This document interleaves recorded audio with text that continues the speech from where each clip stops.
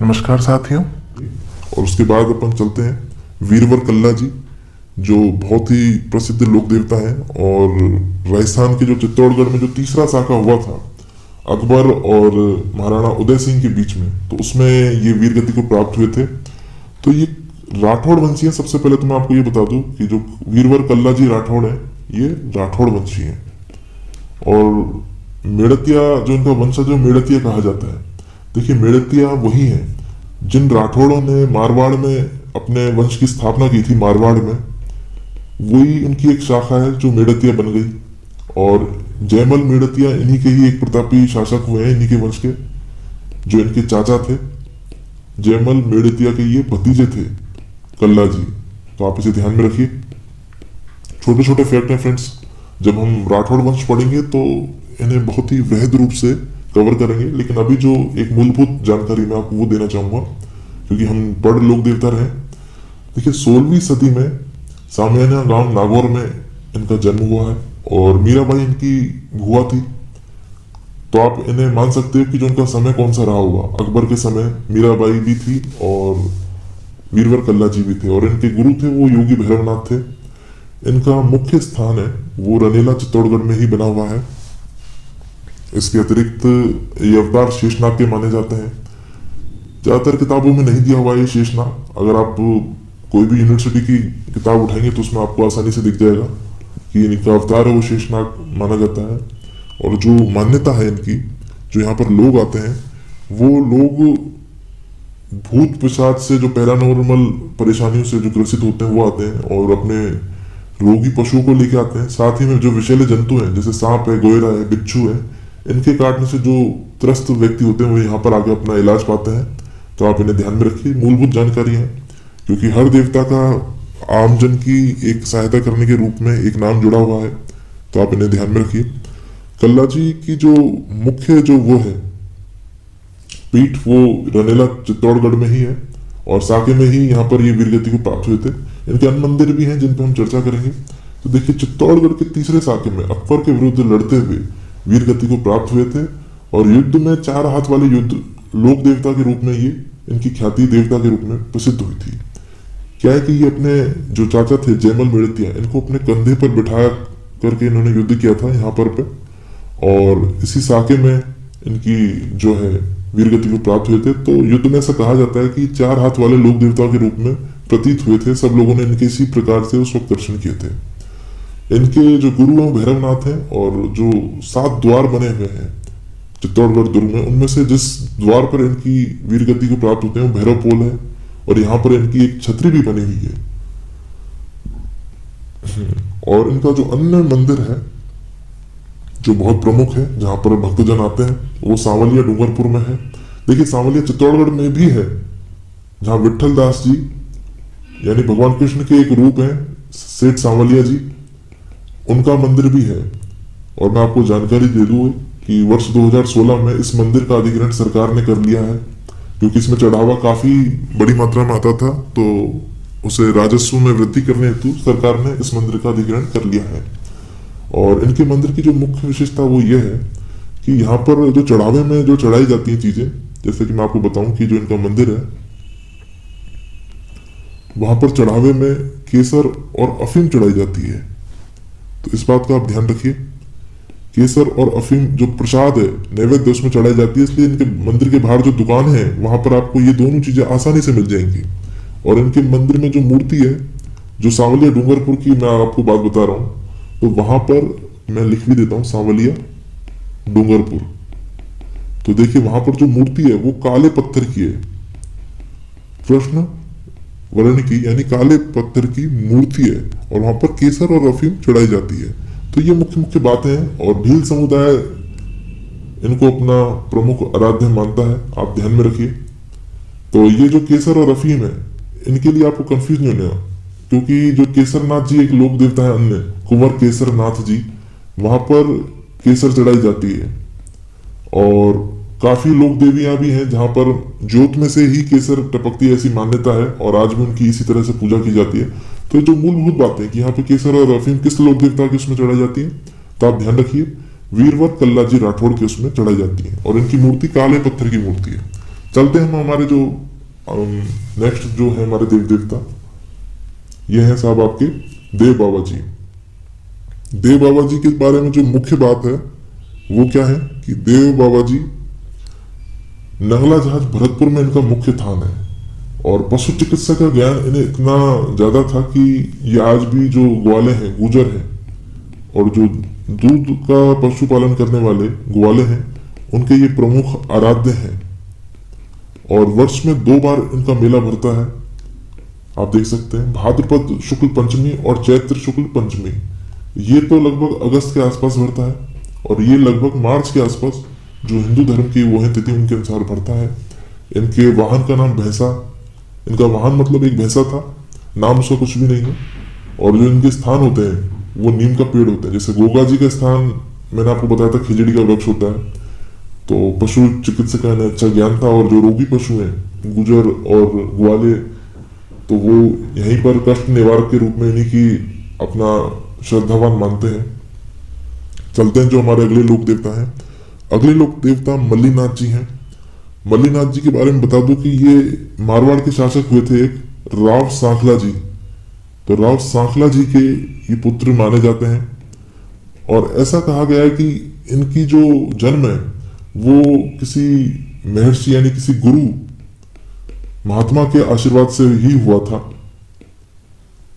तो इन्हें आप ध्यान में रखेंगे। ये एक चमत्कारिक पुरुष थे और भविष्य वक्ता के रूप में इन्होंने आमजन की सेवा की थी। ये निर्गुण निराकार भक्ति में आस्था रखते थे, यानी कोई आडंबर या मूर्ति पूजा या कोई भी मतलब प्रक्रिया क्रिया कर्मकांड इनको ये नहीं मानते थे। ये सिर्फ निर्गुण भक्ति को अपना ही सर्वश्रेष्ठ मानते थे। इनका प्रसिद्ध स्थान है वो तिलवाड़ा बाड़मेर में है प्रसिद्ध स्थान। आप ध्यान रखिए, यहाँ पे आपको कंफ्यूज नहीं होना है क्योंकि तिलवाड़ा भी एक जगह है जो बांसवाड़ा में है, लेकिन ये तिलवाड़ा बाड़मेर में है। तो आप इसे ध्यान में रखिए। और यहाँ जो मेला भरता है ये मार्च के महीने में भरता है और 15 दिन तक इस मेले का जो है कार्यक्रम चलता रहता है। चैत्र कृष्ण एकादशी को होता है और साथ में पशु मेला भी आयोजित किया जाता है। और जो ये पशु मेला है मल्लीनाथ जी का, ये सबसे प्राचीन पशु मेला है। अगर आपसे पूछ लिया जाए ऑब्जेक्टिव नेचर में किस लोक देवता के मेलों में सबसे प्राचीन पशु मेलों का आयोजन किया जाता है, तो ये सबसे प्राचीन पशु मेला है, राजस्थान का सबसे प्राचीन पशु मेला। तो आप इसे ध्यान में रखिए। मैंने आपके सामने लिख दिया है और उम्मीद कर रहा हूँ कि आप भी इनको लिखते चल रहे होंगे, क्योंकि ये ऐसी चीजें कि बार बार होती नहीं है, एक बार हो जाती है और उसके बाद में आप इन्हें नोट्स के रूप में हमेशा अपने पास रख सकते हैं। देखिए इनकी जो तेल निष्कर्षण क्षेत्र है आज वर्तमान में हम देखते हैं मालानी, तो मालानी नाम है वो इन्हीं के नाम पर रखा गया है मल्लीनाथ जी के। और विदेशी आक्रांताओं से इन्होंने आमजन की सुरक्षा की थी क्योंकि ये एक अच्छे भविष्यवक्ता भी थे। और साथ ही में इनकी रानी रूपा दे उनका मंदिर है वो इनसे लगभग 30 किलोमीटर की दूरी पर एक मालाजाल गांव है, वहां पर बना हुआ है। और ऐसा कहा जाता है कि रानी रूपादे के ही परामर्श से, इनकी ही संज्ञा से इन्होंने एक गुरु हुआ करते थे उगम जी भाटी। तो उगम जी भाटी की ये शिष्य बन गए थे और बाद में इन्होंने राजपाट छोड़ दिया था और अपना जो एक होता है संन्यास इन्होंने धारण कर लिया था। तो आप इस बात को ध्यान में रखिए।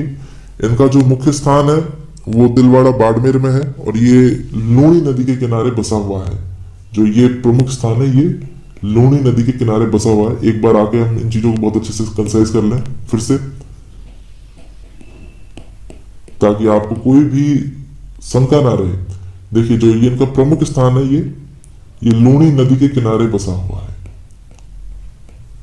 तो इन चीजों को आप ध्यान रखें। और मैंने आपको बता दिया कि जो इनको पशु मेला है राजस्थान का सबसे प्राचीन पशु मेला है। और आगे चलते हैं जो हमारे अगले लोक देवता हैं तल्लीनाथ जी। देखिए तल्लीनाथ जी भी राठौड़ वंशीय थे। इनका जो मूल नाम था वो गंगादेव राठौड़ था और ये जालौर के प्रसिद्ध देवता हैं। किसी भी व्यक्ति को पशु के बीमार पड़ने पर या कोई भी जहरीला कीड़ा काट लेता है तो उसे डोरा बांधा जाता है। तो ये तल्लीनाथ जी के बारे में प्रमुख बात है। और इनका जो मुख्य स्थान है देवराय मंदिर है, वो पंचोटा पंचमुखी पहाड़ी पर है। और ये कहां पर है? ये है आपसे जालोर में। और आसपास के क्षेत्र को ओरण क्षेत्र माना गया। देखिए, ओरण क्षेत्र वो होता है कि किसी भी लोक देवता की जहां आस्था होती है वहां पे पेड़ पौधों को काटा नहीं जाता, तो उसे ओरण क्षेत्र कहा जाता है। यहाँ कोई अधिनियम, कोई नियम काम नहीं करते और बिल्कुल मनाही होती है। मैं आपको बता दूं कि भारत का जो सबसे पहला ओरण क्षेत्र है, सबसे पहला ओरण क्षेत्र है, वो कहां पर है? देखिए, ये एग्जाम में पूछा जा सकता है, बहुत प्रासंगिक प्रश्न है ये है साहब चौहटन गांव है बाड़मेर में। तो आप इसे ध्यान में रखिए और इसे बुकमार्क करके अलग से डबल ट्रिपल स्टार लगा के लिख लीजिए, क्योंकि जो प्रश्नों की प्रवृत्ति अगर हम कुछ सालों में देखें तो बढ़ती गई है। और चौहटन बाड़मेर भारत का सबसे पहला ओरण क्षेत्र है। तो इन चीजों को आप ध्यान में रखिए।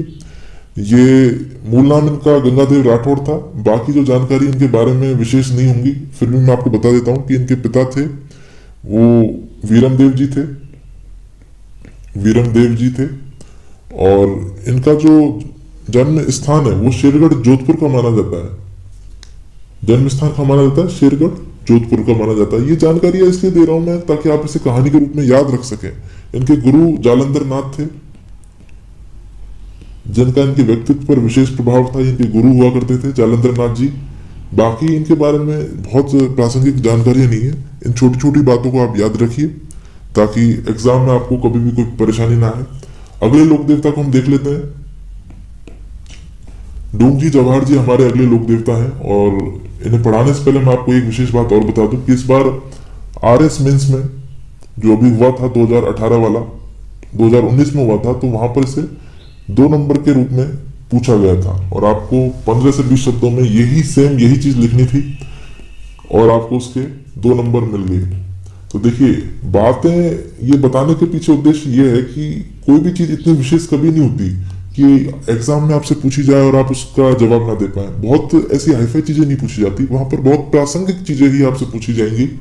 जैसे कि मैंने आपको बताया कि डोंगजी जवाहर जी ये शेखावटी क्षेत्र के प्रमुख लोक देवता हुए हैं और इनका जो व्यक्तित्व था वो ये था कि धनी लोगों को लूटकर उनके धन को गरीब और जरूरतमंद लोगों में बांट देना। स्वतंत्रता संग्राम में भी इन्होंने हिस्सा लिया था और विजय सिंह पथिक से पहले ये इन्होंने काफी बढ़ चढ़कर भागीदारी निभाई थी। विजय सिंह पथिक उन्हीं के समय के हैं, लेकिन उनसे पहले के हैं। और एक बार ये जेल में भी पकड़ लिए गए थे डोंगजी जवाहर जी। तो इनके जो साड़ू भाई थे उन्होंने इन्हें छुड़ाया था और योजना के साथ चाल करके अंग्रेजों की गिरफ्त से बाहर निकाला था। तो आप इन्हें ध्यान में रखिए, ये मूलभूत बातें। इसके अतिरिक्त कुछ और लोक देवता भी हैं। रूपनाथ जी, देखिए रूपनाथ जी के बारे में मुख्य बात यही है कि ये पाबू जी के बड़े भाई थे। पाबू जी के बड़े भाई बूढ़ो जी के पुत्र थे, तो पाबू जी के भी एक तरह से बड़े भाई हो गए।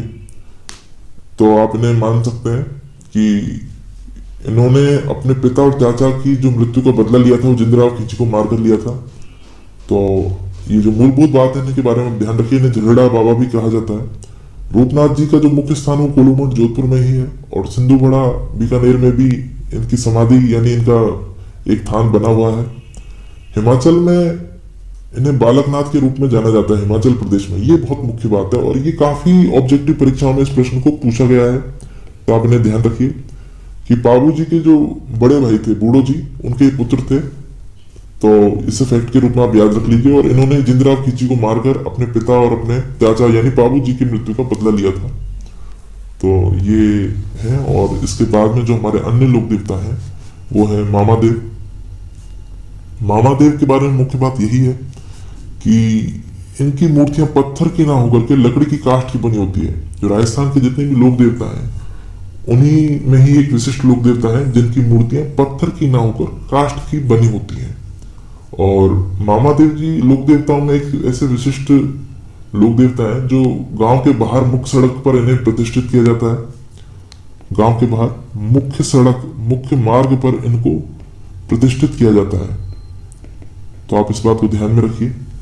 और अपने विशिष्ट और एक कलात्मक तोरण के रूप में इनकी मूर्ति होती है। बरसात के देवता माने जाते हैं। और एकमात्र ऐसे लोक देवता हैं जिन्हें प्रसन्न करने हेतु भैंसे की बलि दी जाती है। तो इस तरह से आप इन्हें पढ़िए। और ये नोट्स इतने ज्यादा टू द पॉइंट बनाए गए हैं कि मैंने जितनी बात आपको साइड में बताई है लिख करके या मुंह से बोल करके, उन्हें आप कहानी के रूप में याद रखिए। अन्यथा जो नोट्स में जो बात लिखी हुई है वो टू द पॉइंट लिखी हुई है। अगर आप उनको लिखेंगे एग्जाम में तो आपको जो मार्क्स हैं वो मैक्सिमम मिलेंगे। और जो 2 नंबर वाले प्रश्न हैं उनमें आपको मतलब किसी भी हालत में 1.5 या 2 से कम नहीं मिलेंगे कभी भी। और 5 नंबर में भी आपको मैक्सिमम मार्क्स मिलेंगे जो एग्जाम में आमतौर पर मिलते हैं किसी भी मतलब अगर आपको मानविकी विषय की बात करें, एक आर्ट्स के सब्जेक्ट की बात करें तो ये मैक्सिमम मार्क्स होते हैं। चलते हैं अपन आगे, ये बातें तो अपन बाद में भी करते रहेंगे। जो मुख्य बात वो ये है कि भूरिया बाबा है जैसे ये शौर्य के प्रतीक माने जाते हैं। और भूरिया बाबा मीणा जाति के अराते देव हैं। इस बारे में आप इसे ध्यान में रखेंगे, मीणा जाति के अराते देव कौन है? भूरिया बाबा है। और दक्षिणी राजस्थान में जो अरावली पहाड़ी है यानी डूंगरपुर और बांसवाड़ा क्षेत्र में, वहां पर इनका प्रमुख स्थान बना हुआ है। और मीणा जाति के लोग इनकी कभी झूठी कसम नहीं खाते। जैसे भीलों के बारे में यह है कि वो केसरिया नाथ जी का जो पानी है, कुंवर केसरिया नाथ जी का जो केसर का पानी है उसको पी करके कभी झूठी कसम नहीं खाते। तो इसी तरह से केसरिया कुंवरनाथ जी अगले लोक देवता है। और ये गोगा जी के पुत्र थे। गोगा जी के बारे में मैंने आपको बताया, गोगा नवमी पर इनका मेला बढ़ता है, तो ये उन्हीं के पुत्र थे। और इनका भोपा जहर चूसकर पीड़ित का उपचार करता है। इनके स्थान पर सफेद ध्वजा पहनाई जाती है। मैंने आपको इससे पहले बताया था कि बाबा रामदेव के वहां पर जो नेजा बोलते हैं ध्वजा को, वहां पर ध्वजा 2 तरह की होती है। एक तो पंचरंग वाली होती है और एक होती है सफेद वाली। तो आप कंफ्यूज ना हो, वो वहां पर भी होती है और यहाँ पर भी होती है। ठीक है।